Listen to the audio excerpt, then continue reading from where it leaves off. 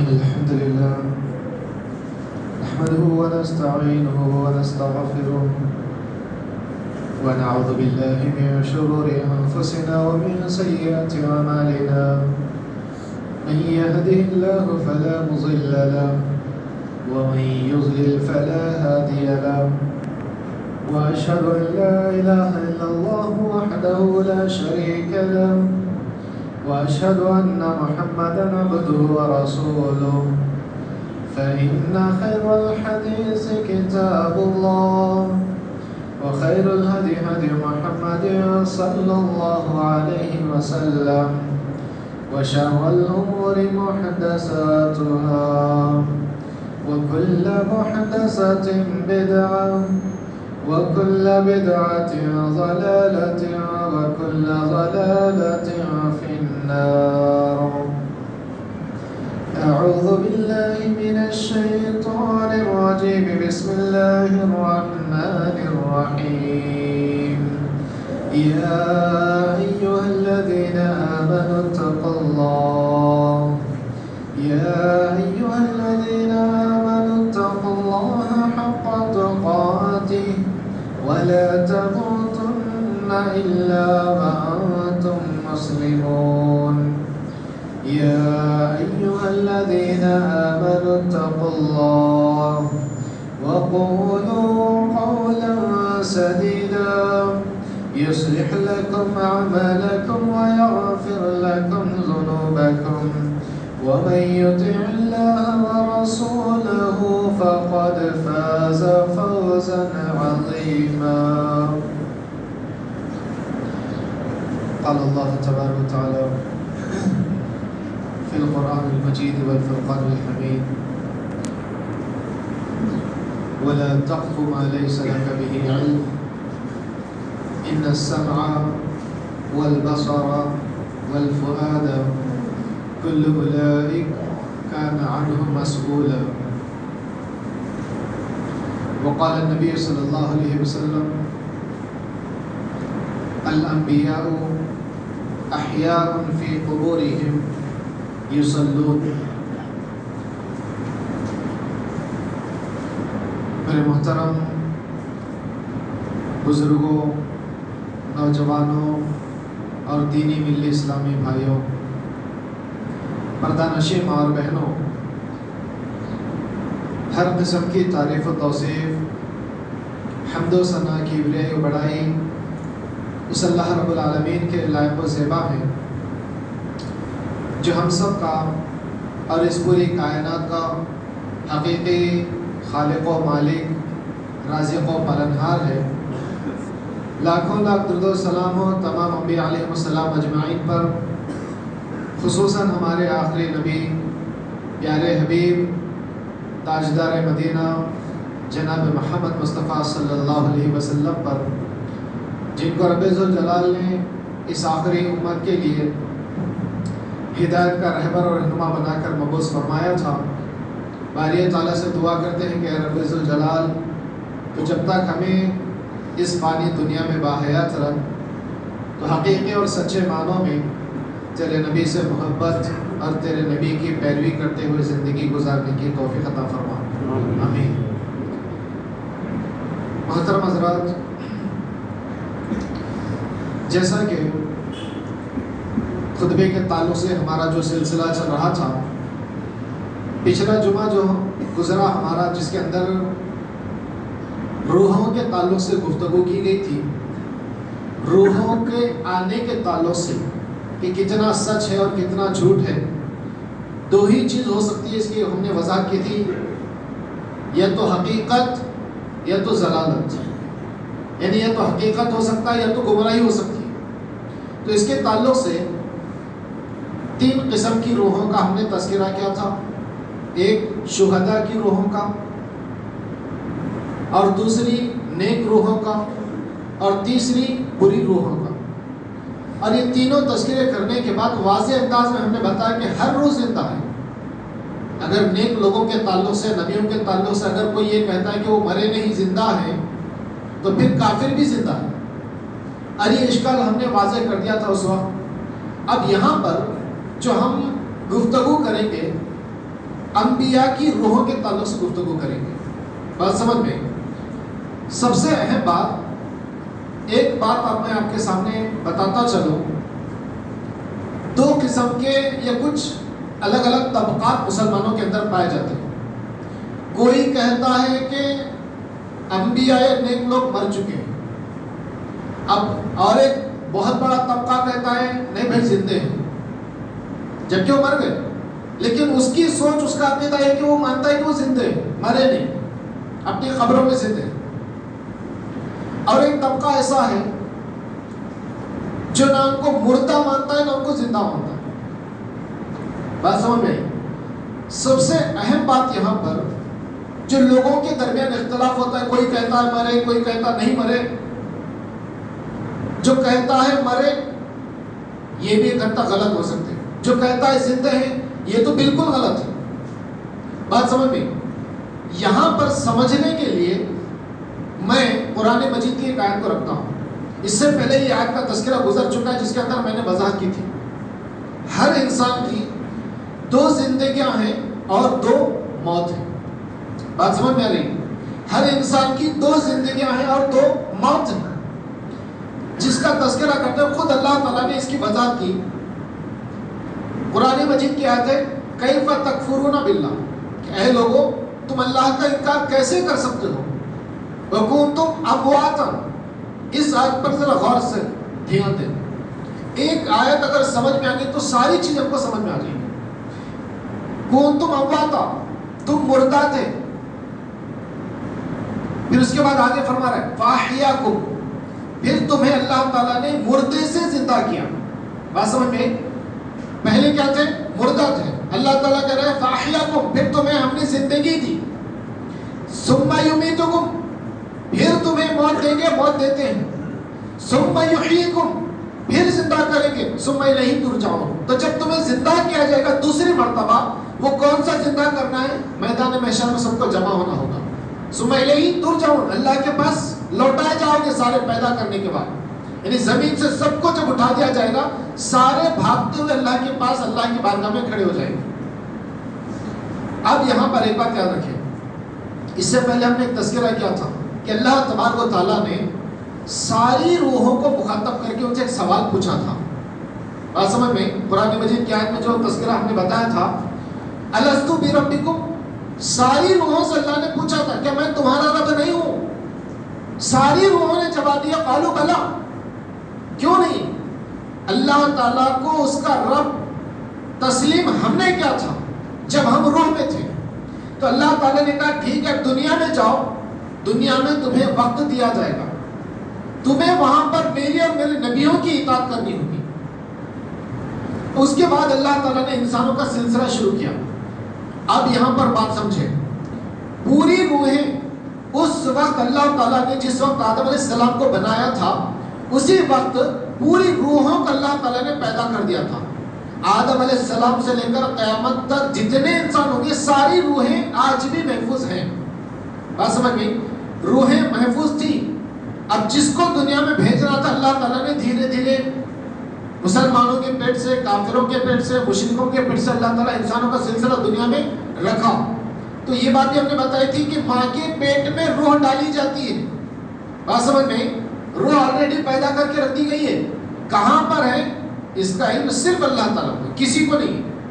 اور انسان کو سوچنے کی بھی ضرورت نہیں ہے، انسان کو دماغ لگانے کی بھی ضرورت نہیں. کیوں؟ وہ اللہ کا معاملہ ہے، اللہ نے ہمیں اجازت نہیں دی، نہ بتایا نہ اجازت دی. ٹھیک ہے، یہ روح ہے. اب یہ روحیں موجود ہیں. بات سمجھ میں آئی؟ ابھی دنیا میں جو پیدا نہیں ہوئے ان کی بھی روحیں موجود ہیں، لیکن ان کے بارے میں اللہ تعالیٰ کیا کرے؟ امواتن، مردہ ہے وہ. ماں کی پیٹ میں بھی جو بچہ بنتا ہے پہلے مردہ ہی ہوتا ہے، بنتا ہے. اس کے بعد جب روح ڈالی جاتی ہے تب اس کے اندر حرکت شروع ہوتی ہے، تب اس کو زندگی ملی ہوتی ہے. تو ماں کی پیٹ میں مردہ ہوتا ہے پہلے، روح ڈالنے کے بعد اس کو زندگی ملی. یہ آیت کا پہلا ٹکڑا. بات سمجھ میں؟ امواتن فاحیاکم. اب یہی زندگی کے ساتھ دنیا میں وہ نکلتا ہے، ماں کی پیٹ سے دنیا میں نکلتا ہے، پوری زندگی گزارتا ہے. ثم یمیتکم، اب یہ دوسری موت ہے. دنیا میں اعتبار سے جو بھی مرتا ہے وہ کون سی موت ہے؟ دوسری موت. پھر اس کے بعد ثم یحییکم، پھر تمہیں زندہ کیا جائے گا. ابھی زندہ کب کیا جائے گا؟ یہ روز قیامت سور بھونکنے پر قبروں سے نکل کر کھڑے ہوں گے، یہ دوسری زندگی ہوگی سب کی. اب اس کے بعد یاد رکھیں، اب آدم علیہ السلام کب مرے؟ ہزاروں سال گزر گئے. ان کی نسل جو تھی اس وقت کی، پھر اس کے بعد نوح علیہ السلام آئے، انبیاء آتے گئے، قومیں تباہ ہوتی گئی، لوگ مرتے گئے، سارا معاملہ ہوتا گیا. یہ سارے لوگ مرتے گئے، سارے لوگ مدفون ہیں، ساروں کی روحیں پکڑی ہوئی ہیں، رکھی ہوئی ہیں. ایک وقت آئے گا پوری دنیا جب ختم ہو جائے گی، اللہ تعالیٰ سور پھونکنے کا حکم دیں گے، فرشتہ سور پھونکے گا، پھر اللہ کے حکم سے ساری روحیں مٹی میں مل کر جسم بن کر دوبارہ اٹھ کھڑے ہوں گے. یہ سب کی دوسری زندگی ہوگی، اور یہ وہ زندگی ہوگی جو نہ ختم ہونے والی ہے نہ کبھی اس کا اختتام ہونے والا ہے. بات سمجھ میں؟ چاہے وہ نیک ہو یا بری ہو، جنت یا جہنم میں ہمیشہ رہیں گے. اب یہ کانسیپٹ ہمیں سمجھ میں آ گیا. اب اہم بات یہاں پہ ہے، اب یہی معاملہ ہے. اب آدم علیہ السلام کے بارے میں اگر ہم پوچھیں گے کسی سے، آدم علیہ السلام زندہ ہیں یا وفات پا گئے؟ جی وفات پا گئے. نوح علیہ السلام وفات پا گئے، ہود علیہ السلام وفات پا گئے، موسیٰ علیہ السلام وفات پا گئے، ہارون علیہ السلام وفات پا گئے. تو پھر ہمارے نبی کے تعلق سے اختلاف کیوں؟ بات سمجھ میں آ رہی؟ دنیاوی اعتبار سے، انسان ہونے کے اعتبار سے، اللہ کی مخلوق ہونے کے اعتبار سے ان کو موت آنا برحق تھا. ان کو موت آئی، وہ دنیا سے چلے گئے. بات سمجھ میں آئی؟ ہر نبی کے تعلق سے یہ بات ہے. دنیاوی اعتبار سے ان کی موت لاحق ہوئی، انتقال کر گئے، ان کے جنازے پڑھے گئے. اب اگر کوئی یہ کہے نہیں بھائی ہمارے آخری نبی محمد صلی اللہ علیہ وسلم انتقال نہیں کر گئے، نہیں مرے، ٹھیک ہے، کچھ دیر کے لیے بات مانی جا سکتی ہے، لیکن وہاں پہ کئیوں سوالات کھڑے ہوتے ہیں. اللہ کے نبی کو غسل دینے والے کون تھے؟ اہل بیت. جی علی رضی اللہ عنہ نے غسل دیا تھا؟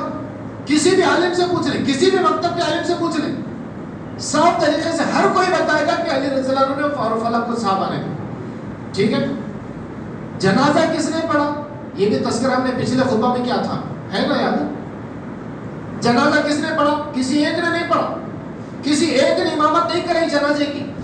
لوگ الگ الگ آتے گئے پڑھتے گئے، 10 کی تعداد میں لوگ آتے گئے پڑھتے گئے، آتے گئے پڑھتے گئے، آتے گئے پڑھتے گئے. لگاتار ایک دن ایک رات یہ سلسلہ چلتا رہا.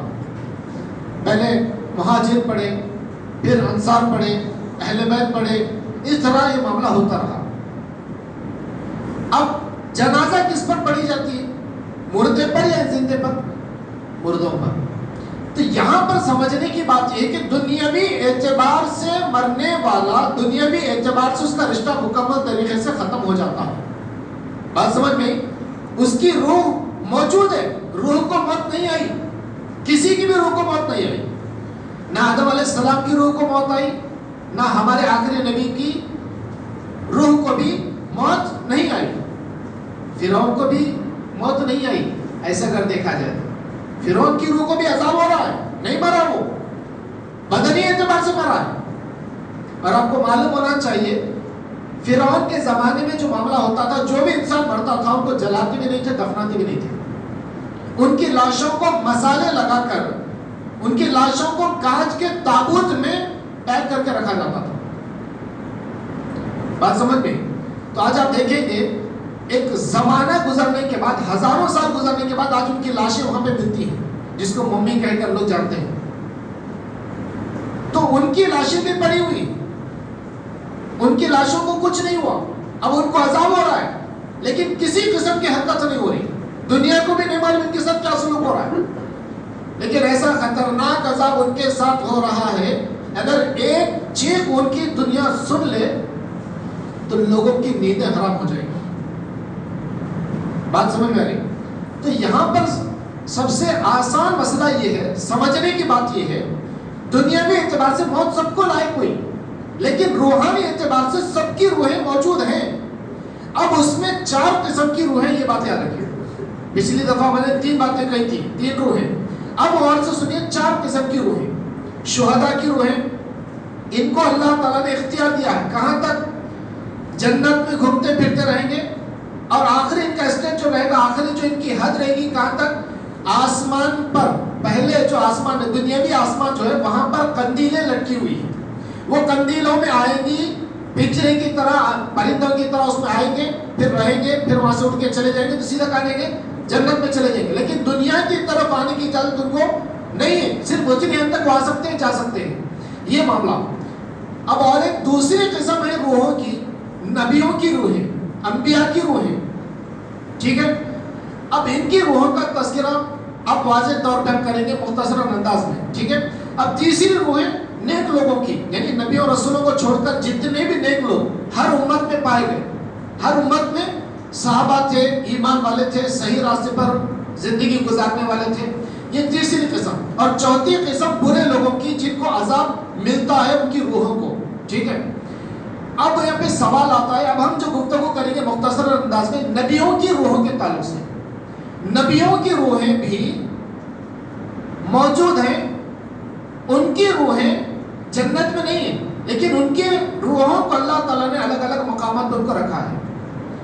اب دیکھیے، جیسے مثال کے طور پہ عموماً اللہ کے نبی صلی اللہ علیہ وسلم کا جب ہم تذکرہ پڑھتے ہیں، معراج کا تذکرہ پڑھتے ہیں، تو وہاں پہ کچھ نبیوں کا ہم تذکرہ پڑھتے ہیں کہ اللہ کے نبی صلی اللہ علیہ وسلم نے معراج کے موقع پر آسمانوں میں نبیوں سے ملاقات کی، موسیٰ علیہ السلام سے ملاقات ہوئی، ہارون علیہ السلام سے ملاقات ہوئی، یحییٰ علیہ السلام سے ملاقات ہوئی، آدم علیہ السلام سے بھی ہوئی، ابراہیم علیہ السلام سے بھی ہوئی۔ اب یہ سارا معاملہ، اب دیکھیے آسمانوں پر ملاقات ہونے سے پہلے ایک اور واقعہ پیش آیا، کون سا؟ اللہ کے نبی صلی اللہ علیہ وسلم کو مکہ سے بیت المقدس کی طرف لایا گیا، مسجد اقصی کی طرف۔ وہاں پر اللہ کے نبی صلی اللہ علیہ وسلم نے دیکھا موسیٰ علیہ السلام ٹھہرے ہیں، نماز پڑھ رہے ہیں، بات سمجھ میں آ رہی؟ عیسیٰ علیہ السلام بھی ٹھہرے نماز پڑھ رہے ہیں، ابراہیم علیہ السلام بھی ٹھہرے نماز پڑھ رہے ہیں۔ یہ تذکرہ مسلم کی صحیح روایت میں موجود ہے، ابو ہریرہ رضی اللہ عنہ اس کے راوی ہیں۔ اللہ کے نبی صلی اللہ علیہ وسلم معراج سے آنے کے بعد صحابہ کو آپ نے بتایا کہ میں نے موسیٰ علیہ السلام کو دیکھا کہ وہ ٹھہرے نماز پڑھ رہے مسجد اقصی میں۔ ان کی شکل اور ان کا جو جسم تھا، ان کو دیکھ کر ایسے لگ رہا تھا وہ گٹھے والے، ان کا جسم گٹھوں والا ہے، یعنی گٹھوں سے مراد اتنے طاقتور ہے کہ جسم کو دیکھتے ہی سمجھ میں آ رہا کہ بھائی یہ جسم نہیں بلکہ مضبوط گٹھے، پٹھے، جیسا پٹھے ہم کہتے ہیں، تو بہت گھٹ ان کا جسم تھا، اور بات جو چن کی گھنگریالو بات تھی۔ تو ایک قبیلہ ہے، قبیلہ ازد شنیہ، تو اس کے لوگ بہت طاقتور تھے، تو ان کے آدمیوں کی طرح ایک آدمی لگ رہے تھے مجھے، اللہ کے نبی کہتے ہیں۔ پھر اس کے بعد میں نے دیکھا کہ عیسیٰ علیہ السلام بھی، عیسیٰ ابن مریم ٹھہرے نماز پڑھ رہے ہیں، ان کو دیکھا تو وہ عروہ بن مسعود ثقفی رضی اللہ عنہ کی بالکل ہم شکل ہیں، یہ صحابی جیسے ہیں ان کے ہم شکل دکھ رہے تھے مجھے۔ اس کے بعد تیسرا تذکرہ کرتے ہیں، ابراہیم علیہ السلام کو میں نے دیکھا، وہ بھی نماز پڑھ رہے ٹھہرے ہوئے، ان کو میں نے دیکھا تو ان کو دیکھ کر میں سمجھ گیا کہ تمہارے صاحب کی طرح ان کا چہرہ ملتا جلتا ہے۔ اللہ کے نبی صحابہ کو بتایا تمہارے صاحب کی طرح، یعنی ابراہیم علیہ السلام کا چہرہ اللہ کے نبی صلی اللہ علیہ وسلم کا چہرہ ملتا جلتا ہے، بات سمجھ میں آئی؟ یہ واقعہ ہونے کے بعد اللہ کے حکم سے اللہ کے نبی صلی اللہ علیہ وسلم نے مسجد اقصی میں سارے نبیوں کی 1,24,000 سے زائد جو انبیاء رسول بھیجے گئے تھے، سارے نبیوں، سارے رسولوں کی روحوں کو آپ نے نماز پڑھایا۔ اسی وجہ سے امام الانبیاء کہا گیا آپ کو، ورنہ یہ لقب نہیں مل سکتا۔ امام الانبیاء کیوں ملا؟ اماموں کے امام کیوں ملا؟ یہاں پہ امامت کرا کر آپ کو وہ لقب سے نوازنا تھا، تو اللہ کے نبی صلی اللہ علیہ وسلم نے ان کو نماز پڑھائی۔ اب یہاں پہ لوگ سوال کرتے ہیں بھائی کون سی نماز تھی؟ ظہر تھی، عصر تھی، مغرب؟ یہ اس میں پڑھنے کی ہمیں ضرورت نہیں ہے، بات سمجھ میں؟ کیونکہ نمازیں یہاں پر ابھی فرضی نہیں ہوئی، ابھی تو معراج پہ جانا ہے۔ اللہ کے نبی زمین پہ ابھی نماز پڑھا رہے ہیں، وہ کوئی نفل نماز تھی، اللہ نے حکم دیا کہ تم نماز پڑھاؤ، یعنی نمازیں فرض ہونے سے پہلے اللہ کے نبی صلی اللہ علیہ وسلم نمازیں پڑھا کرتے تھے۔ وہ کیسا تھا؟ 2 رکعت نمازیں پڑھتے تھے۔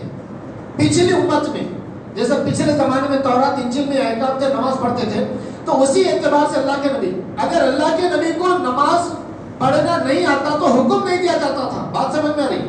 نماز پڑھتے تھے، طریقہ الگ تھا. لیکن یہ 5 نمازیں پھر ان کا طریقہ معراج کے موقع پہ آسمان میں دیا گیا. یہ بات کا تذکرہ ہے. تو اللہ کے نبی صلی اللہ علیہ وسلم نے سارے انبیاء رسولوں کی روحوں کو نماز پڑھایا مسجد اقصی میں. ٹھیک ہے، یہ سارا معاملہ ہوا. اب اس سے یہ مطلب نہیں نکلتا کہ اللہ تعالیٰ نے ان کی روحوں کو، یعنی نبیوں کی روحوں کو یہ اختیار دیا کہ جہاں چاہے پھرو. لوگ یہی کہتے ہیں بھائی ان کو انبیاء کی روحوں کو اور نیک لوگوں کی روحوں کو اللہ تعالیٰ نے اختیار دیا بھائی جہاں چاہے پھرو. وہ گھروں کو بھی آتے جاتے، ہمارے پاس بھی آتے جاتے، دیکھتے جاتے. یہ سب جہالت بھری باتیں، یہ سب گمراہ کن عقیدے ہیں. یہ بات یاد رکھیں، کیونکہ ان کو اللہ تعالیٰ نے اپنی مرضی سے وہاں پہ جمع کیا تھا. مسجد اقصی میں جتنی روحیں جمع ہوئی تھی نبیوں کی رسولوں کی، وہ اللہ کے حکم سے جمع ہوئی. پھر اللہ کے نبی نے بھی اللہ کے حکم سے نماز پڑھائی. پھر اس کے بعد کیا ہوا؟ اللہ تعالیٰ نے پھر وہ ساری روحوں کو حکم دیا جن کو جہاں پہ اللہ تعالیٰ پہنچانا تھا اللہ تعالیٰ نے ان روحوں کو پہنچا دیا. اب اس کے بعد دیکھیں، اب مسجد اقصی سے اللہ کے نبی کو معراج پہ آسمان پہ جانا ہے. وہ سواری کا نام یاد ہوگا، براق. اس پہ بٹھا کر اللہ کے نبی کو آسمانوں پر لے جائے گا. اب آسمانوں میں جا رہے ہیں، پھر وہاں پہ نبیوں سے ملاقات ہو رہی ہے. بات سمجھ میں؟ مسجد اقصی میں نماز پڑھایا گیا لیکن ملاقات نہیں ہوئی کسی سے، صرف دیکھا اپنے نبیوں کو. آسمان پہ جب گئے، اب وہاں پہ نبیوں سے ملاقات کا سلسلہ شروع ہوا. کتنے؟ 6-7 نبیوں سے ملاقات ہوئی. آدم علیہ السلام سے، موسیٰ علیہ السلام، ہارون علیہ السلام، یحییٰ علیہ السلام. تو یہ ساروں سے ملاقات ہونے کے بعد وہ معاملہ ہوا آگے کا. یہ لمبا قصہ ہے تو میں مختصر یہاں پہ اس بات کو ختم کرتا ہوں. ٹھیک ہے، تو ملاقات ہوئی. اب اس کے بعد سب سے اہم بات یاد رکھیں، عیسیٰ علیہ السلام ایک ایسے نبی ہیں آج تک بھی اور قیامت تک بھی، یہ اپنے جسم کے ساتھ محفوظ ہے. سارے لوگوں کے جسم کہاں پر ہیں؟ سارے نبی اور رسولوں کے جسم ان کی قبروں میں ہیں. عیسیٰ علیہ السلام کا جسم کہاں ہے؟ ان کے ساتھ ہے. کیوں؟ ان کو موت نہیں آئی. اللہ تعالیٰ نے بھی ان کو موت نہیں دی. ان کو آسمان پر اٹھا لیا گیا ہے. ان کو موت کب آئے گی؟ قیامت کے آخر میں آئے گی. قیامت قائم ہونے کے وقت میں وہ دجال کو ختم کریں گے، اس کے بعد کچھ سال زندگی گزاریں گے، اس کے بعد ان کو موت لاحق ہوگی. بات سمجھ میں؟ اب لوگ یہاں پہ سوال کرتے ہیں تو پھر آسمان پہ ان کا بھی جسم آسمان پہ، تو انہوں کیا کھا رہے ہوں گے، کیا پی رہے ہوں گے؟ اس سے ہم کو لینا دینا نہیں. وہ اللہ نے بتایا بھی نہیں ہے، وہ معاملوں میں ہمیں پڑھنا بھی نہیں ہے. بات سمجھ میں آئی؟ اگر پڑھ جائیں گے ایسے معاملات میں تو یاد رکھیے شیطان گمراہ کر کے چھوڑ دے گا. تو ایسے معاملات میں ہمیں پڑھنے کی ضرورت نہیں ہے جہاں پہ ہمارا ایمان برباد ہو سکتا ہے. بات سمجھ میں آئی؟ اب یہاں پہ یاد رکھیں، نبیوں کو نماز پڑھا دیا گیا. اللہ کے نبی مسجد اقصی سے آسمان پہ جا رہے ہیں، نماز بھی ہو گئی. وہاں کہہ کر کیا ہے؟ نبیوں سے ملاقات ہو رہی ہے. بات سمجھ میں آ رہی؟ مطلب کیا ہے؟ وہاں پہ کوئی جھوٹ نہیں ہے. اللہ کا حکم تھا، مسجد اقصی میں ان کو نازل کیا گیا تھا. نماز پڑھ دیے، اللہ کے نبی کے پیچھے نماز ہو گئی. اس کے بعد فٹافٹ ان کو آ جانا تھا اللہ کے حکم سے. جس کو جہاں پہ چلے جانا تھا اللہ تعالیٰ نے ان کو وہاں پہ ان کے مقام پہ رکھ دیا. تو جس نبی سے ملاقات ہوئی وہ نبی وہاں پہ موجود ہے آسمان میں. اور اس کے علاوہ جو باقی ہیں وہ کہاں پر ہیں، اللہ نے ان کو کیسے رکھا، ان کو کیسے اللہ تعالیٰ رکھ رہا ہے، ان کو کیسے غذا دے رہا ہے، ان سے کیسے وہ کیسے اللہ کی بات کر، یہ ساری چیزیں ہمیں بتائی نہیں گئی اور ان معاملات میں ہمیں پڑھنا بھی نہیں ہے. اب ایک معاملہ یہاں پر یہ ہے، اب سوال پیدا ہوتا ہے، انبیاء اپنی قبروں میں تو ضرور ہیں. اب سارے لوگ جن کو قبروں میں دفنایا جاتا ہے ان کے جسموں کو زمینی کیڑے مکوڑے کھا کر ان کے جسم کو ختم کر دیتے ہیں. بات سمجھ میں؟ لیکن اللہ تبارک و تعالیٰ نے قیامت تک کے لیے نبیوں کے جسموں کو مٹی پر حرام کر دیا ہے کھانے کے لیے. ان کے جسم محفوظ رہیں گے، مٹی نہیں کھائیں گی، وہ مٹی میں برابر نہیں ہوں گے، ان کے جسم محفوظ رہیں گے. لیکن ان کے جسم رہیں گے اور ان کی روحیں بھی ان کے جسموں کے اندر رہیں گی. لیکن روحیں جسم کے اندر رہنے کا مطلب یہ نہیں کہ جس طرح ایک باہر والا انسان ایک دنیاوی زندگی گزارنے والا پھر رہا ہے، بات کر رہا ہے، بیوی سے تعلق یعنی ازدواجی زندگی، اولاد سے تعلق، دوست احباب سے تعلق، کھانا پینا، بیت الخلا جانا، یہ سارے معاملات انسان کو پیش آتے ہیں دنیا میں. تو کیا قبر میں بھی ایسا ہو رہا ہے کیا؟ اب یہاں پہ ایک بات یاد رکھیں، کئی مکتب فکر کے لوگ یہ غلط افواہ انبیاء پر اڑاتے ہیں کہ بھئی اللہ تعالیٰ نے ان کو اتنی ایسی زندگی دی جس طرح دنیا میں زندگی گزارے، وہ بیویوں سے بھی ملتے ہیں، بیویوں سے بھی بات چیت کرتے ہیں، سب. نعوذ باللہ من ذالک، یہ بہت بڑا الزام ہے. کس نے بتایا بھائی تمہیں؟ اللہ نے بتایا ہے کیا؟ قرآن میں موجود ہے کہ کوئی آیت؟ نہیں ہے. حدیث میں اللہ کے نبی نے بتایا کیا؟ جب اللہ نے نہیں بتایا، اللہ کے نبی نے نہیں بتایا، تو ہم تم کون ہو سکتے ہیں جو چاہے اپنی مرضی سے گھٹتے رہیں؟ بھائی دنیاوی زندگی الگ ہے، اخروی زندگی الگ. اللہ نے کہا، اللہ کے نبی نے کہا کہ قبروں میں روحوں کو رکھا جائے گا. مطلب یہ نہیں کہ بھئی تمہاری جیسی ہماری جیسی زندگی باہر ہے ویسی زندگی ان کو ملے گی، یہ بالکل غلط ہے. بات سمجھ میں آئی؟ اب یہاں پر یاد رکھیں، ابھی جو حدیث کا ٹکڑا میں نے پڑھ کے بتایا تھا شروع میں، اللہ کے نبی صلی اللہ علیہ وسلم نے بتایا الانبیاء احیاء فی قبورہم یصلون، کہ انبیاء اپنی قبروں میں ہیں اور قبروں میں زندے ہیں، یصلون، اور نمازیں پڑھتے ہیں. بات سمجھ میں؟ انبیاء کہاں پہ ہیں؟ ان کی روحیں کہاں پہ ہیں؟ ان کے جسموں کے ساتھ ان کی قبروں میں ہیں. ٹھیک ہے؟ اور اس کے علاوہ وہ زندے بھی ہیں. کس اعتبار سے؟ یہ بات میں نے بتائی تھی، روحانی اعتبار سے زندے ہیں. جسم کے پاس روح رکھی گئی ہے، جسم میں روح رکھی گئی، لیکن جس طرح دنیا میں زندگی ملی ویسی زندگی نہیں ہے. ویسی زندگی کب ملنے والی ہے؟ جب سور پھونکا جائے گا، سب کو وہ زندگی ملنے والی ہے. بات سمجھ میں؟ اس وقت ملنے والی. جب تک یہ قبروں میں رہیں گے، یہ نماز پڑھیں گے. اب نماز کیسی پڑھیں گے؟ ظہر کی نماز، عصر کی نماز، یہ وقت ان کو معلوم ہوگا کیا؟ نہیں. وہ ایک زائد عبادت ہوگی، کیسے ہے کیسے پڑھیں گے اس کا علم بھی اللہ تعالیٰ کو ہے. یہ بات یاد رکھیں. دنیا میں ظہر کی اذان ہو رہی تو روٹ کے ظہر کی اذان پڑھیں گے تو وضو کہاں کریں گے؟ جی. تو یہ ایسی بیکار باتیں ہیں، ایسی باتیں جو اپنی طرف سے انسانوں نے گھڑ لی ہے. تو ایسی چیزوں میں انسانوں کو پڑھنا نہیں ہے، ورنہ شیطان گمراہ کر کے چھوڑ دے گا. اور سب سے اہم معاملہ یہ ہے، یہ بات یاد رکھیں، لوگوں کا جو عقیدہ ہے کہ بھئی روحیں گھر کو آتی ہیں. دیکھیں اللہ تبارک و تعالیٰ نے کسی روح کو اختیار نہیں دیا. ابھی ہم نے بتایا کہ مسجد اقصی میں جتنی روحیں پڑھی سب اللہ کے حکم سے آئیں، پڑھی. اس کے بعد جس کو جہاں پہ اللہ تعالیٰ رکھنا تھا اللہ تعالیٰ نے ان کو رکھا دیا. اب جو نیک روحیں ہوں گی ان کے بارے میں نے حدیثوں میں بتایا تھا کہ قیامت تک اللہ تعالیٰ نے ان کو سلا دیا ہے اور سوتے رہیں گے قیامت تک. اور جو برے ہیں ان کو قیامت تک عذاب ملتا رہے گا. اب سوال پیدا ہوتا ہے، بھائی جب اللہ تعالیٰ نے ہر کسی کو سسٹمیٹک رکھ دیا ہے، اس کی مرضی کے مطابق پتہ بھی نہیں ہو سکتا، تو روحوں کو کیسے اختیار ہے؟ کسی کے گھر کو آ کے گئے، کسی کے باپ کے گھر کو آ کے گئے، کسی کی ماں کے گھر کو آ کے گئے. یہ سب معاملہ غلط ہے. ہاں اب یہاں پہ ایک سوال پیدا ہوتا ہے، عموماً پیدا ہوتا ہے، کئی لوگ یہ معاملے میں آ کے بہک جاتے ہیں، یہ معاملے میں آ کے گمراہ ہو جاتے ہیں. کیا آج کل یہ چیز چل رہی ہے کہ بھائی یہ فلاں صاحب، فلاں پیر صاحب، فلاں بابا صاحب، ان کا دعویٰ ہے کہ روحوں سے بات کرتے ہیں.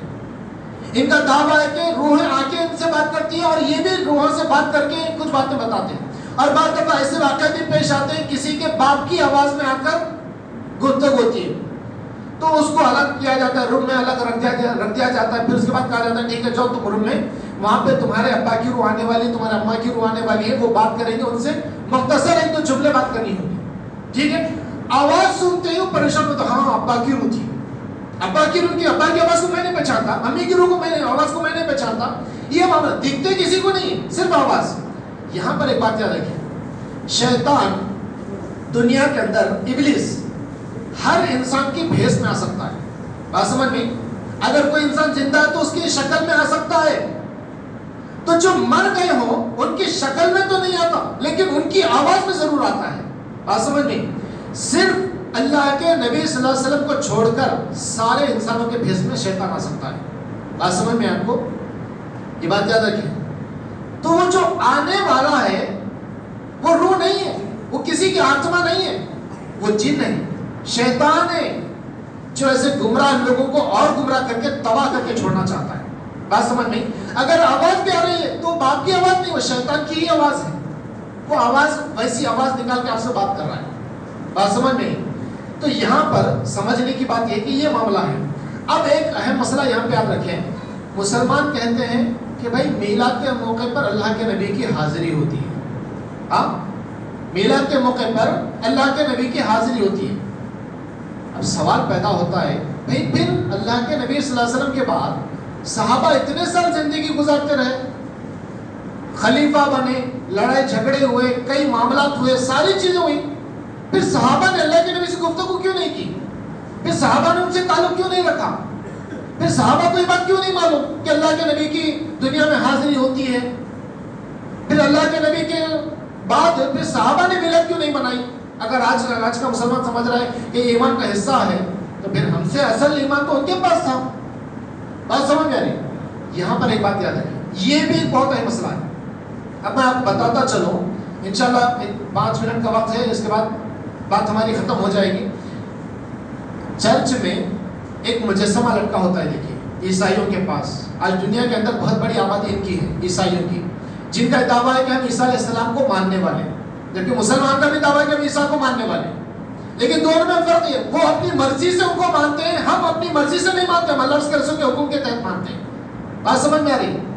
ہم ان کو کیا مانتے ہیں؟ اللہ کا بندہ، اللہ کا رسول، مریم کا بیٹا، اور ایک ایسا معجزہ اللہ نے بنا باپ کے ان کو پیدا کیا. ہم تانا نہیں دیتے، ہم یہ فخر سے بات کرتے ہیں اللہ جو چاہے کر سکتا ہے، جیسا چاہے کر سکتا ہے. یہ ہمارا ایمان، ہمارا یقین ہے. لیکن وہ کیا کہتے ہیں عیسائی، جن کی بہت بڑی تعداد ہے، ان کو خدا مانتے ہیں، ان کو سجدہ کرتے ہیں، ان سے دعائیں مانگتے ہیں، ان کو مشکل کشا سمجھتے ہیں، ان کو حاجت روا سمجھتے ہیں، اور ان کا جو مجسمہ ہے اسی کو عیسیٰ کہتے ہیں. اور آج عیسیٰ علیہ السلام کو وہ لوگ جیسس کہتے ہیں. بات سمجھ میں؟ بعض لوگ عیسو کہتے ہیں، بعض لوگ گیسو کہتے ہیں. یہ الگ الگ الفاظ ہیں، الگ الگ مقامات پہ. تو جیسس یہ بہت مشہور ہے، ہر جگہ پہ عیسیٰ علیہ السلام کو جیسس کے نام سے لوگ جانتے ہیں. اب یہاں پہ یاد رکھیں، ان لوگوں کا بھی عقیدہ ہے، کرسمس ڈے منایا جاتا ہے. اس وقت اور بعض مقامات پہ عیسیٰ علیہ السلام کے مجسمے کے پاس ایک آواز آتی ہے، اور یہ لوگ انتظار میں بیٹھے رہتے ہیں چرچوں کے اندر کہ بھئی خاموش، اب یہاں پہ جیسس لا کے بات کریں گے. یہ پادری ان کے جو ہوتے ہیں وہ جا کر بیٹھتے ہیں ان کے پاس، بیٹھ کے بات کرتے ہیں. کچھ معاملات ہوتے ہیں، بات کرنے کے بعد لوگوں کو آگے بولتے ہیں کون آئے تھے؟ جیسس تھے، یسوع آئے تھے. بات سمجھ میں؟ تو اسی طرح کا ایک معاملہ ہریانہ اور یو پی کے پاس بت خانوں میں معاملہ چل رہا تھا. وہاں پہ بات مشہور تھی کہ ان کے اوتار آتے ہیں بات کرنے. دیکھیے یہ تصور ہر مذہب میں یہ پایا جاتا ہے. مورتیوں کی عبادت کرنے والے کہتے ہیں بھائی جو دیکھیے کچھ دنوں وہ لوگ پتلے لا کر بٹھاتے ہیں، پھر بعد میں بات کرنے کے بعد لے جا کر پھینک دیتے ہیں. یہ معاملہ ہوتا ہے نا ہر جگہ پہ، دیکھ رہے نا جی، نام نہیں لے رہا ہوں میں، صرف اشاروں سے میں بات چیز سمجھا رہا ہوں. تو ان کا تصور ہے جس وقت وہ لا کے بٹھاتے ہیں، ان کا یہ تصور ہے کہ ان کے اوتار ان کے اندر آ جاتے ہیں، ان کے خدا ان کے اندر آ جاتے ہیں. تو عبادت کرتے ہیں، اس کے بعد یہ عبادت ختم ہو جاتی ہے، وہ چلے جاتے ہیں، اس کے بعد وہ بیکار چیز ہو جاتی ہے، اس لیے پھینک دیتے لے جاتے. بات سمجھ میں؟ تو اسی طرح کا معاملہ یہ مسلمانوں نے بھی بنا لیا، کفار مشرکین کو دیکھ کر، عیسائیوں کو دیکھ کر. تو عیسائیوں کا کیا معاملہ ہے؟ ان کا بھی عقیدہ ہے کہ بھائی ایک وقت میں ایک ٹائم پر کیا ہے، یسوع آتے ہیں اور آ کے خاص پادری سے بات کرتے ہیں. ٹھیک ہے، سب سے بات نہیں کرتے، خاص سے بات کرتے ہیں. اور اسی طرح محرم کے موقع پر سواری آتی ہے ہمارے مسلمانوں میں. بات سمجھ میں آئی؟ تو وہ یسوع آنا یا ان کے اوتار آنا عبادت خانوں میں. تو ایک معاملہ کیا ہوتا ہے، ہمارے ایک استاد تھے جن کا نام اقبال صاحب تھا، اور ان کے علاوہ عبدالدین صاحب تھے، اقبال عمری. تو یہ لوگ کیا کیے، اس وقت گئے تو یہ بات مشہور تھی، چلیے جا کر دیکھتے ہیں. اب بیٹھنے کے بعد کافی دیر سے وہ جو پنڈت ان کے جو ہوتے ہیں کافی بھجن کر رہے ہیں، لیکن پھر بھی کچھ حرکت نہیں ہو رہی. پھر بھی ان کے جو اوتار ہیں آنے والے تھے نہیں آ رہے. معاملہ کیا ہوا، کیوں نہیں آ رہے؟ اور یہی معاملہ ایک پر چرچ میں بھی ہوا، ان کے یسوع آ رہی نہیں. اب یہ مسلمان بن کے نہیں، مطلب داڑھی تھی، کرتا پہنوا پہن کے نہیں بیٹھے تھے، پینٹ شرٹ پہن کے بیٹھے تھے چرچ میں. لگاتار آیت الکرسی کی تلاوت چل رہی ہے خاموشی سے. وہ آ ہی نہیں پا رہا ہے وہاں پہ، نہ ان کا یسوع آ رہا ہے نہ ان کے اوتار آ رہے ہیں. یہ معاملہ بڑا صحیح واقعہ ہے یہ. تو یہ معاملہ ہوا، تب دیکھا ان کو سمجھ میں آ گیا بھائی کچھ گڑبڑ ہے. بھائی یہاں پہ کوئی کچھ پڑھ رہے ہیں کیا؟ اگر پڑھ رہے تو باہر چلے جاؤ، ان کی وجہ سے ہمارے یسوع نہیں آ رہے. بات سمجھ میں؟ تو اسی طرح مسلمانوں میں کیا کیا جاتا ہے، سواری کا معاملہ ہے. محرم کے موقع پر ناشتے دیوانے کی طرح یہ سواری کا نام. اسی طرح میلاد کے موقع پر اللہ کے نبی کی آمد کا معاملہ بتایا جاتا ہے. تو یہ ساری چیزیں ایک ہی ہیں، اور یہ ساری جگہوں پر آنے والا صرف شیطان ہے. ہر جگہ کے نام بدلے گئے ہیں. یہ ایک مقولہ بہت مشہور ہے، ایک زبان کی بولی دوسرے زبان کی گالی. تو اسی اعتبار سے جس مذہب میں جاتا ہے نام چینج کرتا ہے، بس اتنی فرق ہے، اتنا ہی معاملہ ہے، نہ کوئی روح ہے نہ کوئی خدا ہے، بس شیطان ہے جو ہر اعتبار سے ہر مذہب میں جا کے وہاں کے لوگوں کو گمراہ کرتا ہے۔ تو یہ بات یاد رکھیں، روحیں یہ اللہ تعالیٰ کی امانت ہے، جہاں پر چاہے اللہ تعالیٰ نے ان کو رکھا ہے، اور ہر کسی کی روح کا معاملہ الگ ہے۔ نبیوں کی روحوں کو بھی اللہ نے رکھا ہے، وہ اپنی قبروں میں زندہ ہیں، وہ عبادت بھی کر رہے ہیں اور اللہ تعالیٰ ان کو رزق بھی دے رہا ہے، لیکن کیفیت کیسی ہے وہ بات اپنی جگہ ہے۔ لیکن کسی کے قبر پہ جانے سے کسی بھی قبر والے کو یہ معلوم نہیں ہوتا کہ میری قبر پہ فلاں آیا، ہاں ٹھیک ہے درود پڑھ کے جا، ہاں ٹھیک ہے کچھ کھانے کے لیے لایا تو دے کے جا۔ یہ سارے معاملات امت کو تباہ کرنے کے لیے بنائے گئے، یہ کفری عقائد ہے، یہ شرکی عقائد، یہ ساری چیزوں سے بچو۔ جو مر گیا دنیا میں اعتبار سے اس کا رشتہ ختم ہے۔ اگر برا تھا یا کچھ گناہ کرتے ہوئے زندگی گزارتا تھا تو اس کے حق میں صدقہ جاریہ کرو، پیسہ خرچ کر دو اس کے راستے میں، اللہ کے راستے میں خرچ کر دو اس کے نام پر، اس کے حق میں دعا کرتے رہو، دنیا کے کسی بھی کونے میں رکھ کر دعا کرو، اس کو دعا کا ثواب ملنے والا ہے۔ قبر پہ جا کے ہی دعا کرنا نہیں ہے، یہ سب آج یہی معاملہ ہے۔ لوگ کہتے ہیں بھائی قبر پہ جانا چھوڑ دیے، قبر پہ جانے سے کوئی اس کو فائدہ ہونے والا نہیں، دعا کرو بات ختم ہے۔ تو یہ اور کچھ چیزیں تھیں، انشاءاللہ یہاں پر اتنی بات کو ختم کرتے ہیں۔ تو نبیوں کی جو روحیں ہیں، زندگی ان کی بھی ختم ہو چکی روحیں ہیں، لیکن وہ جو زندہ ہیں کیسے زندہ ہیں وہ ساری کیفیت کا علم صرف اللہ تعالیٰ کو ہے، ہمیں یہ معاملات میں پڑھنا نہیں ہے۔ اللہ تعالیٰ سے دعا کرتے ہیں کہ اللہ تبارک تعالیٰ ہم تمام لوگوں کو زندگی کے ہر موڑ پر صحیح عقیدے کو اپنانے کی توفیق عطا فرما۔ ایسے کئیوں غلط عقائد، غلط چیزیں آج امت مسلمہ کے اندر ڈالی گئی، اہل ان تمام چیزوں کو غور کرتے ہوئے، تمام چیزوں کو سمجھتے ہوئے بری چیزوں کو اور برے عقائد کو اپنے اندر سے نکال پھینکنے کی توفیق عطا فرما۔ جب تک زندہ رکھے من اسلام پر زندہ رکھ، اور موت دے تو من اسلام پر موت دے۔ آمین۔ الحمدللہ رب العالمین۔